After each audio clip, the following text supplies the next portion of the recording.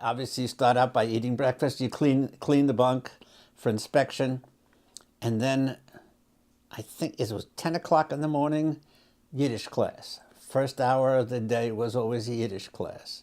And then it went into athletics and swimming in the afternoon usually, but not always. And there was a schedule. At night, there was some activities going on.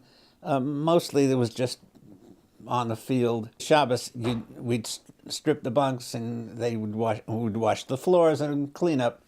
And then everybody would be dressed in white, and we would not just go to the field where we used to assemble before meals, but we'd march and we'd form a big, huge semicircle, and the director would make some announcements and things of that nature. And then we'd march up to the dining room. Instead of just kind of wandering up, we'd march up to the dining room. And there would be a song in the dining room before we sat down to eat. And everybody, again, was dressed in white. And then we would have a ceremony. After the dining room, there'd be an hour out on the field, and then we'd have a ceremony.